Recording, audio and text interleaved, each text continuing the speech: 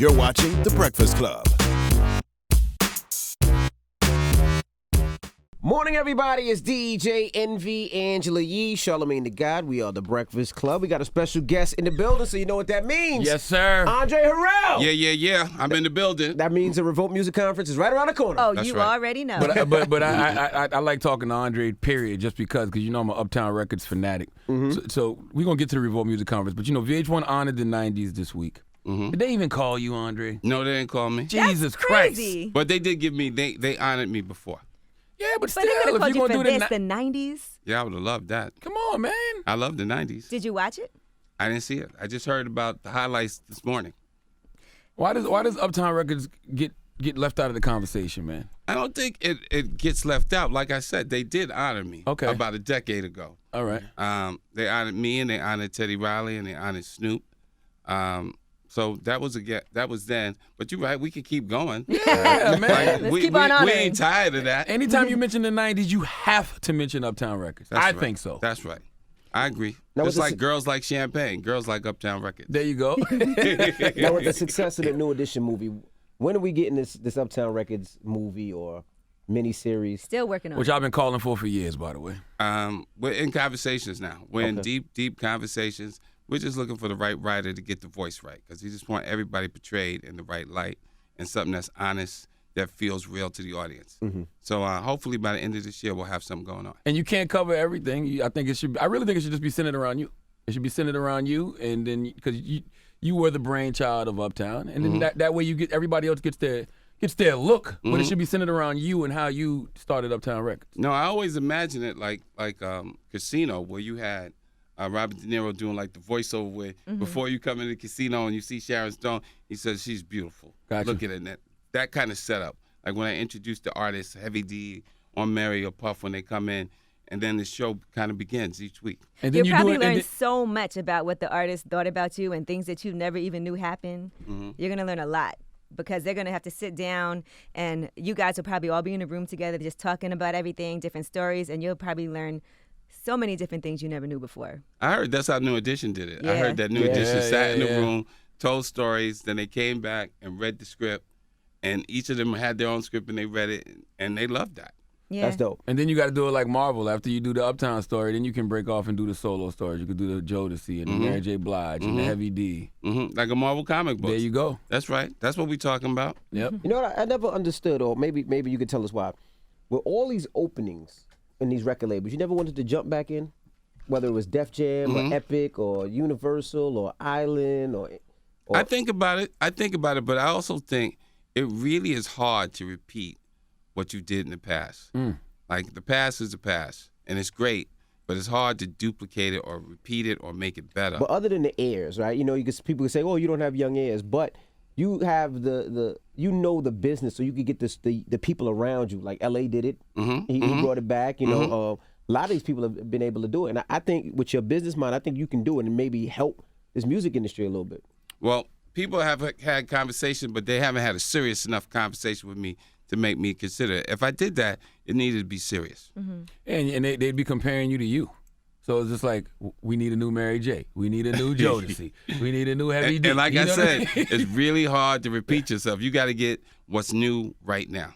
All right. You know what I always thought was interesting when Smokey Robinson was up here, and he talked about the Motown era and Berry Gordy, and how Berry Gordy had these like boot camps at his house where it doesn't matter how big you were still required to come to his house and do all of these classes and training and everything when it comes to media, performing, and all of that, no matter who you were.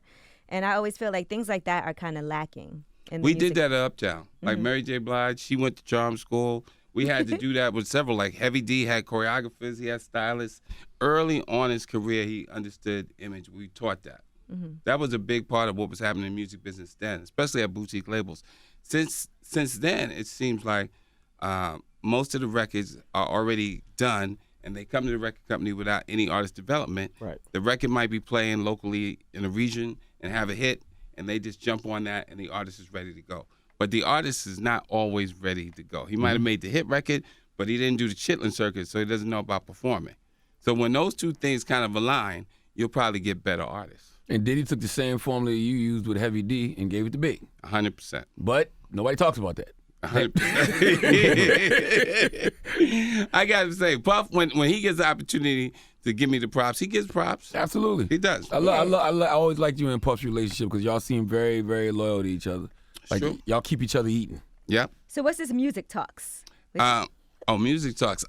Music Talks is a show that I do, and it's kind of like This Is Your Life in Music. Mm-hmm. I kind of go through your history of what you achieved and where we are now, and I've done one with L.A. Reid, Babyface, Nas, Queen Latifah, and now the newest one is Puff. Is that gonna be weird though? Ain't gonna be awkward interviewing Diddy? Nah, not really. It's That's real actually going to be easy. incredible. That's a real easy conversation. But you gonna know when he lying. Like if I interview That's Diddy, why like, he's not going to be lying. Right, Got there you, you That's go. the point. Yeah. Got That's you, the got point. you, You're going to get the real from him. You think he's gonna tell you like, all right, certain things are off limits? Nothing's off limit. He's comfortable that when me and him are talking, It's not an attack. it's not an attack. Got you. We try to understand what it is you went through. Got you. So he feels very open and very calm around me. And you'll see that in an interview. And you'll probably see, we'll probably put out the uncut version too. You probably understand Diddy better than most though, because you saw him from the inception. Mm-hmm. You feel like he's changed so much from before, because he says it himself, Uh-huh. how he used to be a lot more volatile, and now he's learned to calm that down. I think that Puff is like many of us, is a work in progress. We never stop being that though. No, you always are who you are. It just gets amplified by your success. Mm-hmm. And I think it takes a minute for us to sometimes realize how powerful our little moves are now. And I think that's what he has to grow accustomed to. Like, okay, if you move an inch, it's like somebody moving 2 miles. Explain that a little more. Give us an example of what you mean. Off the top of the head, like say if somebody is a very successful person in the music business, they give you a compliment about your music. That compliment is 100 times bigger than your friend in the neighborhood giving you that compliment. That's real. Right. That's Or real. if someone says something negative, That means a lot more than somebody That's on a heavier Twitter or weight. Instagram that real. you don't know saying something. That's a fact. All right, now let's talk about the Revolt Music Conference. all right? So this year, this is our 4th annual Revolt Music Conference. We're honoring Queen Latifah, who we think is a well-deserved honoree Absolutely. for all the work she's done in hip-hop, film, TV, talk show host, animation. Like, she's a complete artistic hero to me. Doesn't she have a new album that she's working on too? Does she have a new album? I feel like she just said that recently. I don't know if she got a new album, but she keep a TV project or a film project. And in her the last works. movie made $100 Girls million. Trip? Yes, Yep. sir. Yes, sir. And that was hilarious. I still feel like Queen Latifah's underrated for some reason though. Nah, I think Queen Latifah is beloved. And I think she's very humble. Like, she doesn't Yeah. Very, very humble. try to put herself out there like, I've done this. She just, Let's work speak. She's very beloved, but I mean, if you look at the way they Will Smith and the Ice Cubes of the world, even LL, I don't know if they mention Queen like that. We do. I think they definitely mentioned Queen at the level of LL. I Not think Will Smith, yeah. I think that Ice Cube has made, as a producer, he's made a particular franchise that we all love, Friday. Right. And from that franchise, he spawned a bunch of comedians, Mike Epps, Cat Chris Williams, Tucker, yeah. Cat Williams. So I think he culturally just keeps coming back and hitting that same thing. So we talk about that a lot. Gotcha. And then he's from NWA. He's from a lot of cultural significance. Yeah. But I think Latifah is beloved in the black community, and she's beloved in Hollywood, and she's beloved by women of all colors. right. And honoring her, we have performances by SZA. We have a young artist named Daniel Caesar, and we got Lauryn Hill, who's one of her best friends. Right. On opening night, we got. What time y'all telling Lauren to be there? I think Lauren's gonna be there she gets there on Thursday. The performance ain't till Saturday. What? We keep it track. She's on tour with Nas. Her last day is Wednesday. Got you. Plane tickets will be there on Thursday. Pick her up. It should be in Miami. You gotta bring Lauren 2 days early. Now, I for haven't performance seen on anything about her Saturday. being late on tour with Nas. Nope. Got you. It seems like she's on point. So. Good. And we respect Lauren. And I think she's gonna do a very professional job. Now you said the event starts Friday. So what are y'all doing? What's No, Friday? Thursday the event starts. We'll be there on Thursday. Thursday, actually. On Thursday, we do a talent show called Be Heard, where last year we had like 250 entrants come in and perform, whether they sing, whether they rap, and we had all sorts of producer, A&R judges, and we're going to do the same thing this year. And then After that, we have the opening ceremony at 5:30 on Thursday.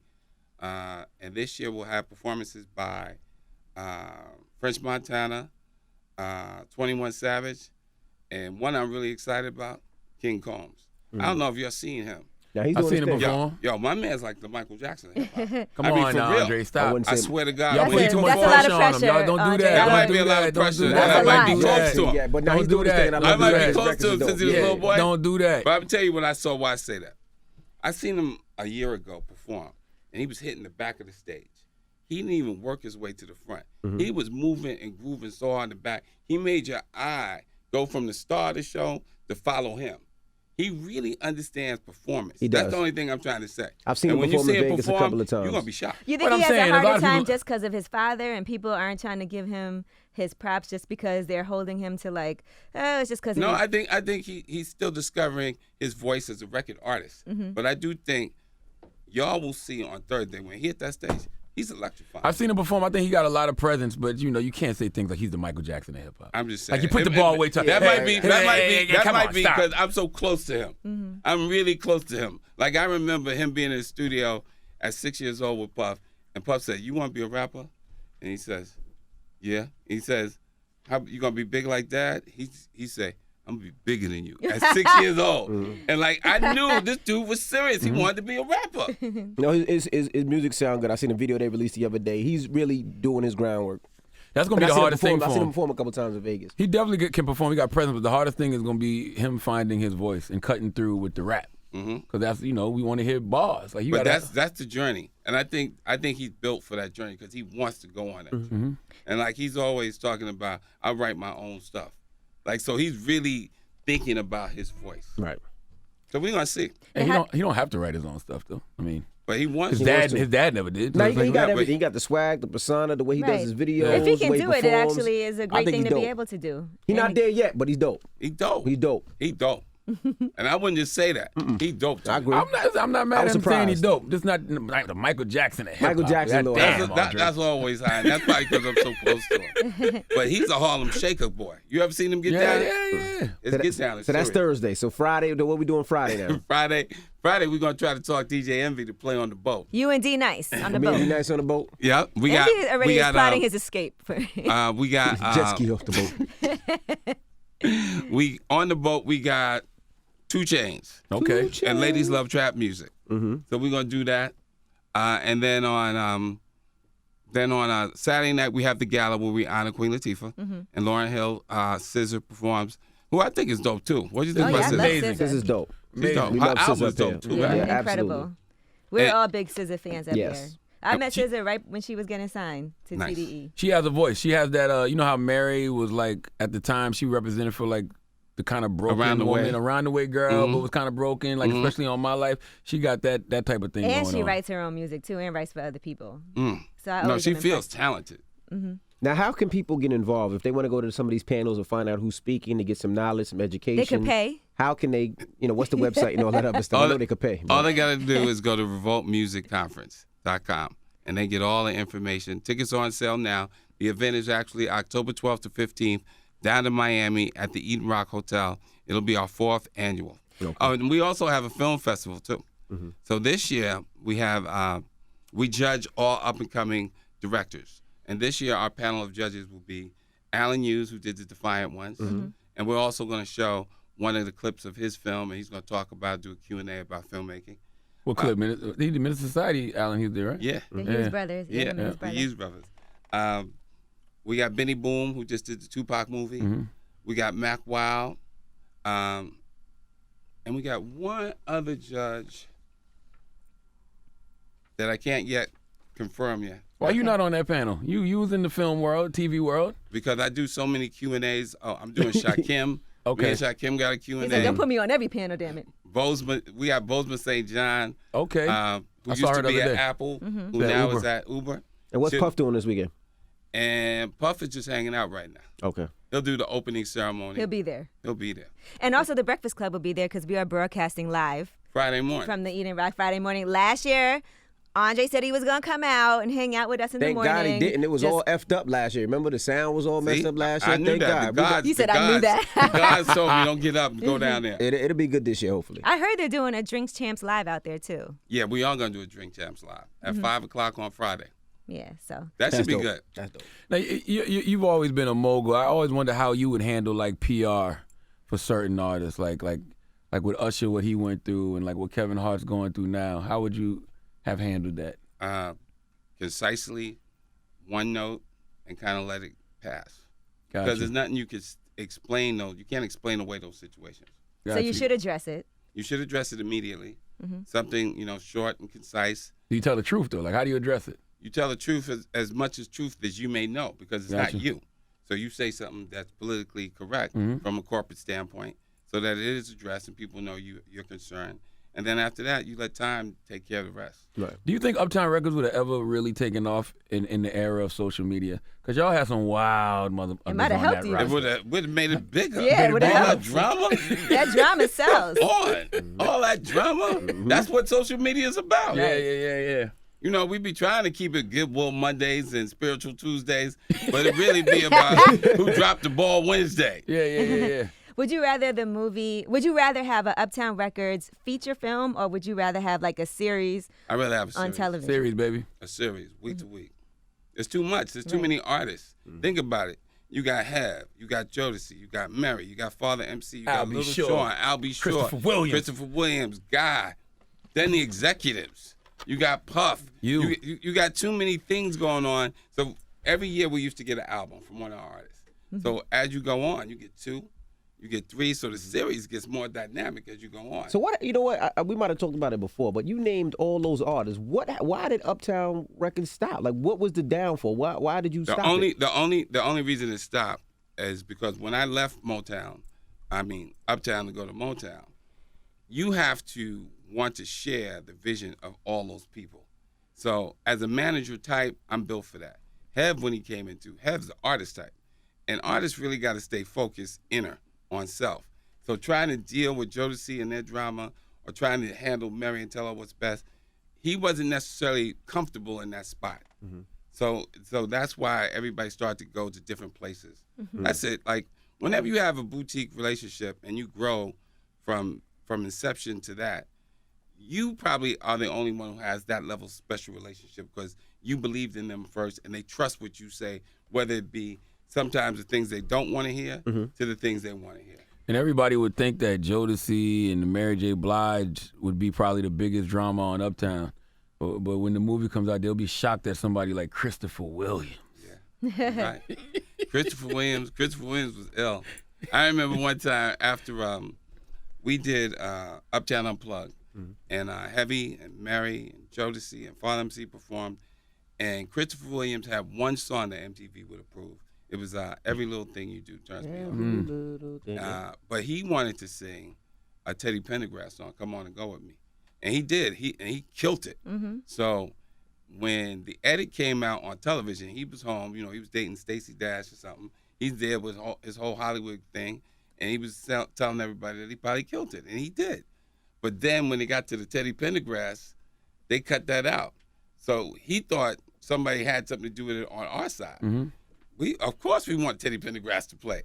So he came in the office. I remember I was going to Paris on the Concorde. And so my assistant called me and said, Christopher Williams in here at 9 in the morning going crazy. So none of the other executives were there, just the secretaries and the interns. And so I'm getting ready to get on the Concorde. They said, what should I do? I said, call the police. He was a gangster though, right? Don't let the light skin and curly hair didn't fool you. He was gangster affiliated. Got you. But yeah, there's plenty of stuff like that. I look forward to seeing that. Do you when still it keep comes in out. contact? Like, what's you and Mary J. Blige's relationship Good, really now? good. We see each other all the time. Right. He It must lives be in hard to LA. see her going through all this drama she has to go through, too. But you know what?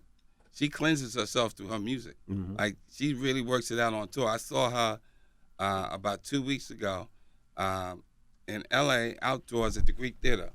And the name of her tour is the name of her album. The way she put it down out there, it was like church for women.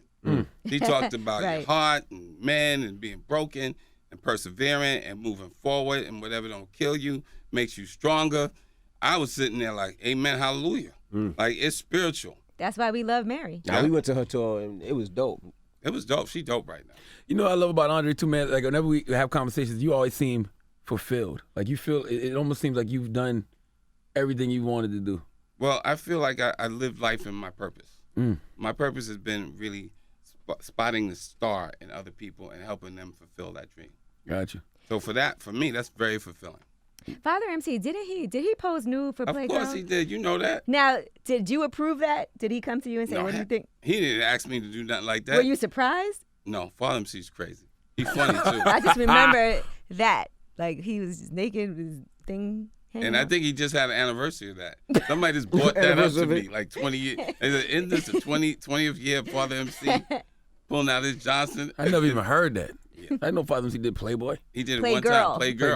Play girl. Play girl. Such a random thing to do. Did that Big boost, Daddy Kane. You remember Big Big Daddy Daddy Kane? Kane was in Madonna's sex book. All right.